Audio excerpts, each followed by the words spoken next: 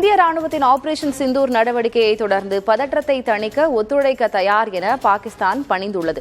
இதனிடையே அடுத்த கட்ட நடவடிக்கைகள் தொடர்பாக பிரதமர் மோடி தலைமையில் அமைச்சரவை கூடி முக்கிய ஆலோசனை நடத்தியது.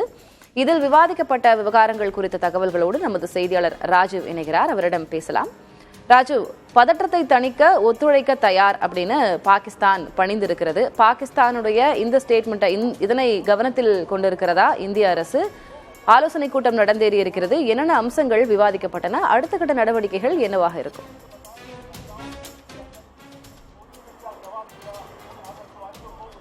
கண்டிப்பாக திலகவதி, தற்போது அந்த நடவடிக்கையை பார்த்தோம் என்றால் பிரதமர் மோடி நேரடியாக குடியரசுத் தலைவரை நேரில் சந்தித்து இந்த ஆபரேஷன் தொடர்பாக விளக்கம் அளிக்கின்றார்.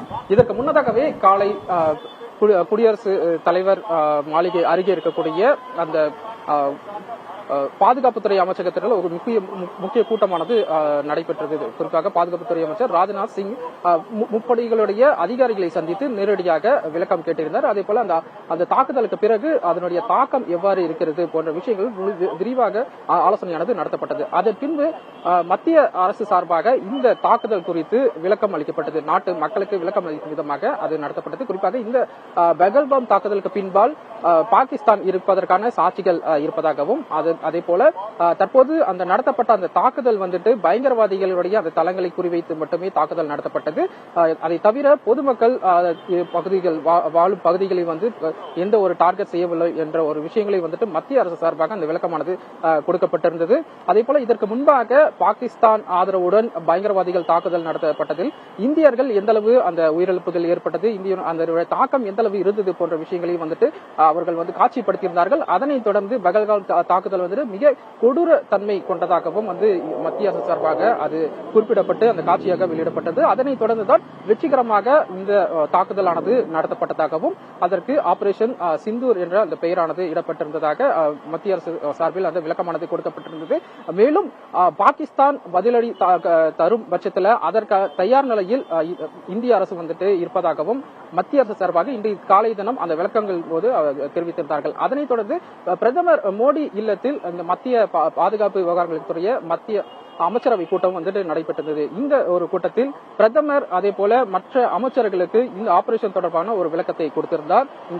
இதற்கு முன்பாக இதற்கு எவ்வாறு திட்டமிடப்பட்டிருந்தது, அதே போல எந்தெந்த அந்த இலக்குகள் குறிவைத்து தாக்கப்பட்டிருந்தது, இந்த குறிவைத்து தாக்கப்பட்ட இடங்கள்ல பயங்கரவாதிகள் குறிப்பாக MET அந்த பயங்கரவாதி மசூத் அவருடைய குடும்பத்தார் உள்ளிட்ட சுமார் 14 பேர் உயிரிழந்ததாக கூறப்படும் நிலையில வேறு எந்தெந்த அந்த பகுதிகளில் இந்த திட்டமிடல் ஆனது இருந்ததாகவும் அதே போல எத்தனை மணிக்கு அதே போல எவ்வாறு இந்த தாக்குதலானது இந்திய அரசு சார்பால் நடத்தப்பட்டதாக இது போன்ற அனைத்து விஷயங்களை மற்ற அமைச்சர்களுடன் பிரதமர் மோடி அவர் விவரித்தார் என கூறப்படுகிறது. அதற்கு அதே போல இந்த ஆபரேஷன் சக்சஸ்ஃபுல்லாக செய்ததற்கு அமைச்சர்களும் பிரதமர் மோடிக்கு தனது வாழ்த்துக்களை தெரிவித்திருக்கின்றார்கள்.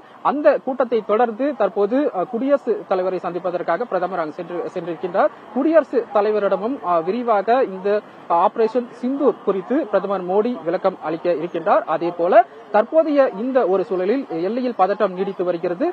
ஒருவேளை பாகிஸ்தான் அரசு இந்த தாக்குதலுக்கு பதிலடி கொடுக்கும் பட்சத்தில் அதற்கான தயார் நிலை எவ்வாறு இருக்க வேண்டும் என்பதை பிரதமர் மோடி குடியரசுத் தலைவருக்கு விளக்குவார் என எதிர்பார்க்கலாம். ஏற்கனவே இது தொடர்பான ஆலோசனைகளுக்கு பல கட்டமாக தலைநகர் டெல்லியில் நடைபெற்று வருகிறது. மத்திய உள்துறை அமைச்சகமாகட்டும், அதே போல வெளியுறவுத்துறை அமைச்சகம், அதே போல பாதுகாப்புத்துறை அமைச்சகம் என அனைத்து அளவிலான அந்த உயர்மட்ட ஆலோசனைகள் கூட்டம் நடைபெற்று வருகிறது. குறிப்பாக இந்த எல்லை பகுதியில் ஏற்கனவே அந்த விமான நிலையங்கள் மூடப்பட்டு முழுமையான ராணுவ கட்டுப்பாட்டிற்குள் கொண்டு வரப்பட்டிருக்கின்றது. அதே போல அங்க இருக்கக்கூடிய பாதிக்கப்படக்கூடிய அந்த மக்களும் வெளியேற்றப்பட்டு வருகிறார்கள். அதை தவிர்த்து ராஜஸ்தான் அதே போல பஞ்சாபில் இருக்கக்கூடிய அந்த சில பகுதிகளுடைய அந்த மக்களும் அங்கிருந்து அப்புறப்படுத்தப்படக்கூடிய அந்த நடவடிக்கைகள் சம்பந்தப்பட்ட மாநில அரசுகள் ஈடுபட்டு வருகிறார்கள். எந்த ஒரு தாக்குதலையும் எதிர்கொள்வதற்காக அனைத்து வகையிலும் இந்தியா தயாராக இருப்பதாகவும் மத்திய அரசு இன்று காலை உறுதிப்படுத்தியிருக்கின்றார்கள். இருக்கின்றார்கள். அதனைத் தொடர்ந்துதான் இந்த அடுத்தடுத்த கட்ட முக்கிய ஆலோசனைகளும் வந்துட்டு நடைபெற்று வருகிறது. ஏற்கனவே மத்திய அரசு திட்டமிட்டிருந்த போல இன்று மாலை வந்துட்டு நாடு முழுவதுமே அந்த பாதுகாப்பு ஒத்திகை வந்துட்டு நடைபெற இருக்கின்றது.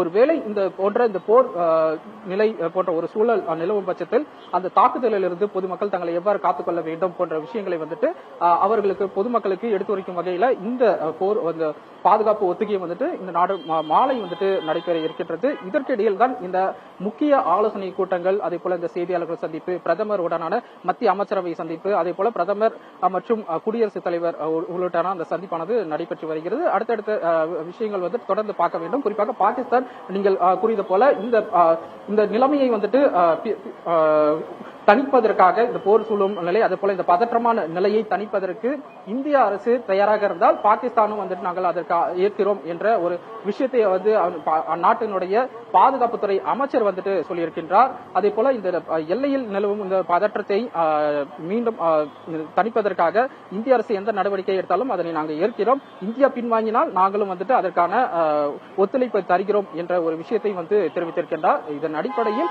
இதனுடைய அந்த தாக்கம் வந்துட்டு கடுமையாக இருந்திருக்கின்றது. பாகிஸ்தானும் அதை வந்து ஏற்றுக்கொண்டிருக்கின்றார்கள். மீண்டும் தங்களை எந்த ஒரு விதத்திலும் பாதிக்கப்படக்கூடாது என்பதற்காக அவர்களுடைய அந்த நிலைப்பாடு வந்து அவர் வெளிப்படுத்தியிருக்கிறார்கள் என்று வந்து தற்போது பார்க்கப்படுகிறது. பொறுத்திருந்து பார்க்க வேண்டும். மத்திய அரசு சார்பாக அடுத்த கட்ட ஒரு பதில்கள் வந்துட்டு எவ்வாறு இருக்க போகிறது என்பதை பொறுத்திருந்து பார்க்கலாம். ராஜு, நம்ம பேசிக்கிட்டு இருக்கக்கூடிய இந்த நேரத்திலேயே நாளை அனைத்து கட்சி கூட்டத்திற்கு மத்திய அரசு அழைப்பு விடுத்திருக்கிறது. காங்கிரஸ், சமாஜ்வாதி உள்ளிட்ட எதிர்க்கட்சிகளுக்கும் அழைப்பு விடுக்கப்பட்டிருக்கிறது. டெல்லியில் நாளை காலை 10 மணிக்கு அனைத்து கட்சி கூட்டத்திற்கு மத்திய அரசு அழைப்பு விடுத்திருக்கிறது என்ற அண்மை செய்தியையும் நாம் பார்க்கிறோம். அது ஒரு புறம் இருக்க, பாகிஸ்தானுடைய ரியாக்ஷன் குறித்து நீங்க சொல்லியிருந்தீங்க. நாங்கள் ஒத்துழைக்க தயார், தாங்கள் இறங்கி வருவது போன்ற ஒரு பிம்ப கட்டமைப்பு பாகிஸ்தானுடைய இந்த ஸ்டேட்மெண்ட்ல தெரிஞ்சாலும் பாகிஸ்தான் மீது நம்ம வைத்த குற்றச்சாட்டுகள் நிறைய இருக்கிறது. ஏன்னா பஹல்காம் தாக்குதலில் ஈடுபட்ட அந்த அமைப்பினர் பாகிஸ்தான் தீவிரவாத அமைப்போடு தொடர்புடையவர்கள், இதற்கு பின்னணியில பாகிஸ்தான் இருக்கிறது அப்படின்ற ஒரு முக்கியமான சார்ஜ் இந்தியா தரப்புல இருந்து பாகிஸ்தான் மீது வைக்கப்பட்டது. அதற்கான பதில் இதுவரை எதுவுமே பாகிஸ்தான் கிட்ட இருந்து வரவில்லையே. அதை கவனத்தில் கொண்டிருக்கிறது அரசு.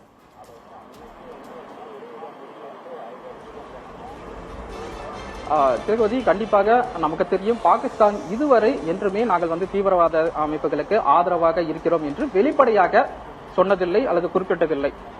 எந்த ஒரு தாக்குதல் நடந்தாலும் அவர்கள் எந்த ஒரு அறிக்கைகள் மூலமாகவும் இது போன்ற எந்த ஒரு விஷயத்தையும் அவர்கள் தெரிவிக்கவில்லை. இந்த நிலையில தான் இன்றைய தினம் மத்திய அரசு சார்பாக இந்த ஒரு அறிக்கையில் வந்துட்டு இது குறிப்பிடப்பட்டிருக்கின்றது. குறிப்பாக இந்த பஹல்காம் தாக்குதலுக்கு பின்பால் பாகிஸ்தான் இருக்கின்றதாக, தலையீடு இருக்கின்றதாக, அதற்கான சாட்சிகளும் அத்தாட்சிகளும் இருப்பதாக மத்திய அரசு தெரிவித்திருக்கின்றார்கள். ஆனால் பாகிஸ்தான் அரசை பொறுத்தவரை அவர்கள் தரப்புல வந்து அவர்களுடைய பொதுமக்கள் மீது அந்த தாக்குதல் வந்து நடத்தப்பட்டிருப்பதாக அவர்கள் ஒரு குற்றச்சாட்டை முன்வைக்கிறார்கள். இது போன்ற ஒரு நிலையில தான் அவர்கள் இந்த பின்வாங்கும் தோணியில அவர்களுடைய அந்த அறிக்கையானது பார்க்கப்படுகிறது. மேலும் அந்த இந்திய அரசினுடைய அந்த தாக்குதல் இருக்கக்கூடாது என்பதற்காகவும் இது போன்ற ஒரு விஷயத்தை சமாதானமாக பேசி முடிக்க வேண்டும் என்ற ஒரு விஷயத்தை எடுத்துக்கொண்டுதான் அதன் அடிப்படையில் தான் பாகிஸ்தானுடைய அந்த அரசினுடைய அந்த அறிக்கையாகவும் பார்க்கப்படுகிறது. இதற்கு முன்பதாகவே குறிப்பாக இந்த பஹல்காம் தாக்குதலுக்கு பின்பு அதே போல மத்திய அரசு சார்பாக அந்த ஒத்திகை போர் பாதுகாப்பு ஒத்திகை அறிவிக்கப்பட்ட பின்பு ஏகப்பட்ட விஷயங்கள் அடுத்தடுத்த கட்ட நகர்கள் வந்துட்டு இருபுறமும் வந்துட்டு நடைபெற்றது நம்மால் பார்க்க முடிந்தது. குறிப்பாக ஐநாவிடம் வந்துட்டு பாகிஸ்தான் நேரடியாக சென்று அவர் முறையிட்டது. அதே போல பாகிஸ்தான் மற்றும் இந்திய அரசு இரு நாடுகளும் வந்துட்டு பேச்சுவார்த்தை மூலம் இந்த பிரச்சனையை வந்து தீர்த்துக் கொள்ள வேண்டும் போன்ற பல்வேறு நாடுகளுடைய தலைவர்கள் வந்துட்டு அவர்கள் கூறியிருந்ததை நம்மால் பார்க்க முடிந்தது. இந்த நிலையில தான் நேற்று இரவு இந்த தாக்குதல் வந்து இந்திய அரசு நடத்தி இருக்கின்றது. இதற்கு பின்பு இந்திய அரசினுடைய அந்த தாக்குதலை எதிர்கொள்வதற்கு அவர்களுக்கு முடியாத ஒரு சூழல் ஏற்படும் பட்சத்தில் அவர்கள் இது போன்ற ஒரு நிலையில் அவர்களுடைய அந்த அறிக்கை மூலமாக அவர்களுடைய நிலையை கூறியிருக்கலாம் போன்ற ஒரு எதிர்பார்ப்புகள் தான் இந்த ஒரு அவர்களுடைய பாகிஸ்தான் அரசினுடைய அந்த அமைச்சர் வந்து தெரிவித்திருக்கின்றார். தொடர்ந்து பார்க்க வேண்டும். அடுத்த கட்டமாக இந்தியா சார்பாக இது போன்ற நடவடிக்கைகள் எடுக்கப்படும் என்ற ஒரு விஷயத்தையும் வந்து நாம் பார்க்க வேண்டும். தற்போது பிரதமர் மற்றும் குடியரசுத் தலைவர் உடனான இந்த முக்கிய ஆலோசனை கூட்டம் வந்துட்டு நடைபெற்று வருகிறது. எதுவாக இருப்பினும் பாகிஸ்தானுடைய பதிலடி எதுவும் தாக்குதல் நடத்தப்பட்டால் அனைத்து வகையிலும் வந்துட்டு இந்திய அரசு தயாராக இருப்பதை தான் இந்த அனைத்து நடவடிக்கைகளும் வந்துட்டு நமக்கு உறுதி செய்கிறது.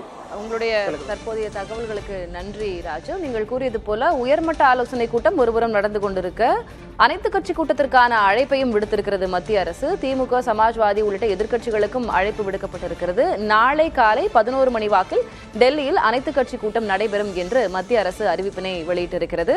தேச பாதுகாப்பு என்று வரும்போது எந்த பாரபட்சமும் இன்றி அனைத்து கட்சிகளும் இதில் ஒன்றிணைவார்கள் என்ற நம்பிக்கை நிச்சயமாக இருக்கிறது. அதில் மாற்று கருத்தில்லை.